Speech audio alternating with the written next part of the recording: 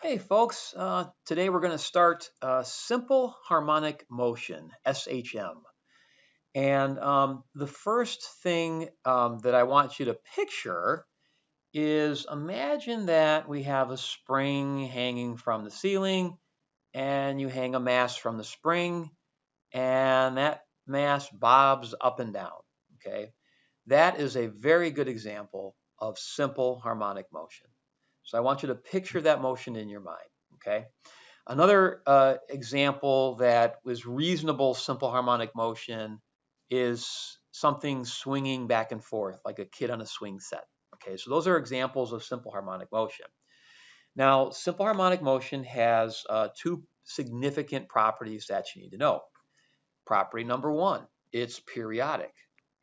Okay, it has a set period. So, for instance, let's say you have the kids swinging on a swing and they swing back and forth, right? They go like this.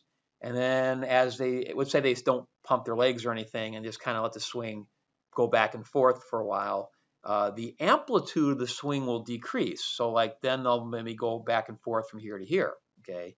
But it turns out the time to get from here to here and the time to get from here to here will be identical, okay?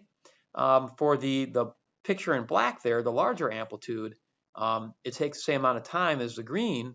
For the green, it's the kid in the swing is going slower, and they're not going as far, and those two effects basically cancel each other out.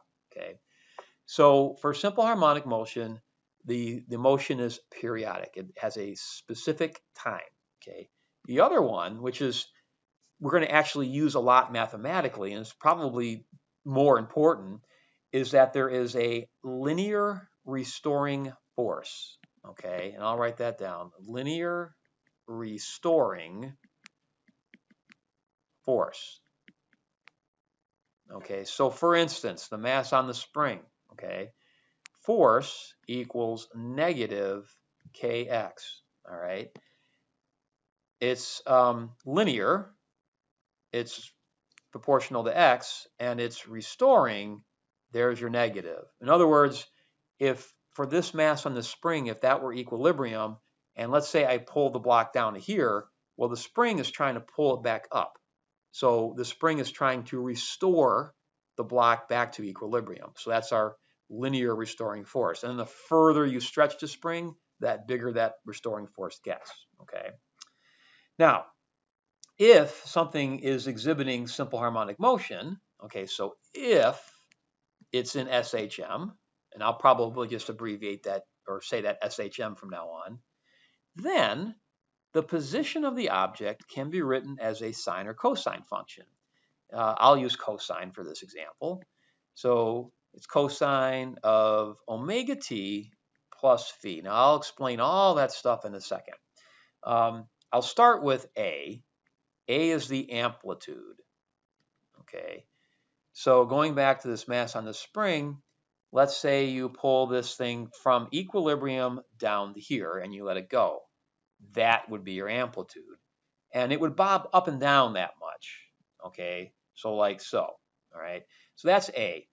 And then X is simply where you're at. Equilibrium is defined as 0. Your X position can be anything from positive A to negative A. And if you think about it for mathematically, cosine can be anything from positive 1 to negative 1. So positive 1 times A to negative 1 times A, or anything in between. Okay. Now, what is this omega sitting there for? Okay, well, omega is called angular frequency. Okay, now you remember this probably from rotation. It was also angular velocity, and it's very similar. That's why it has the same letter and everything. It's not exactly the same thing, but they're so closely related that they kind of are the same thing. So let me kind of explain. Okay, how often does a cosine, how many radians does a cosine function go through before it repeats itself? Well, 2 pi, right? Every 2 pi radians, which is 1 revolution or 360 degrees, you get the cosine function repeats itself, okay? Well, for what you want is when the time equals 1 full cycle period, you want omega times t to be equal to 2 pi. In other words, every period, you want this product to equal 2 pi. You want the cosine to repeat.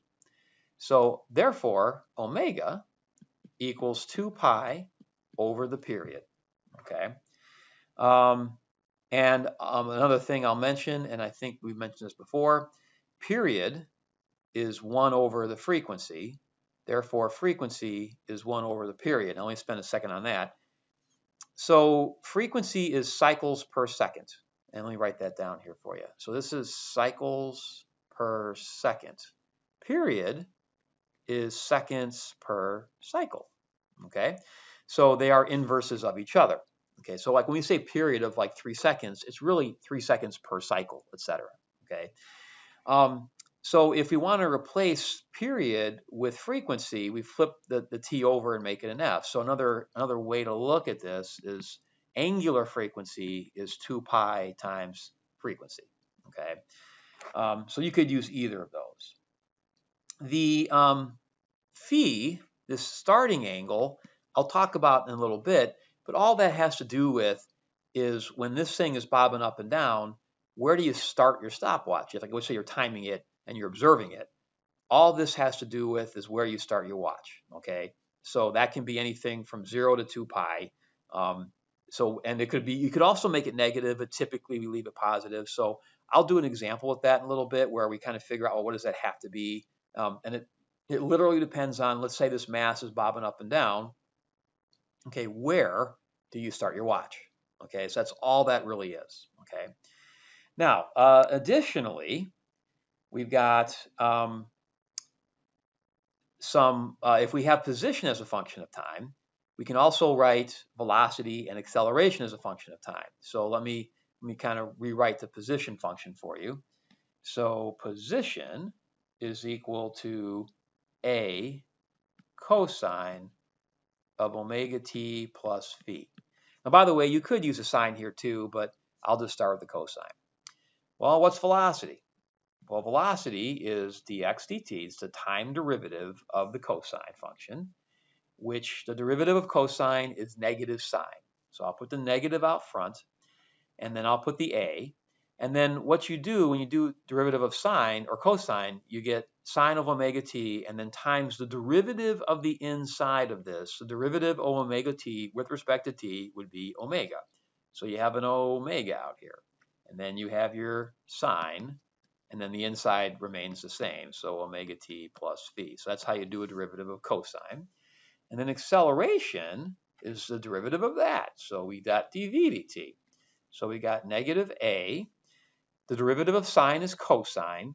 And now we take the omega, another omega, and put it out here. So you get omega squared, and then you get your cosine of omega t plus phi. Okay, so that's how you would figure out acceleration. Some notes on here. If I asked you for the maximum x, well, that would be a. That's just the coefficient in front of the cosine. Well, what's Vmax? Well, that's just the coefficient out in front of the sine, so that'd be a omega. And what's Amax? Well, that would just be the coefficient out in front of your cosine there, which would be a omega squared. Okay. Now, probably the most important thing that I am going to say to you is right now.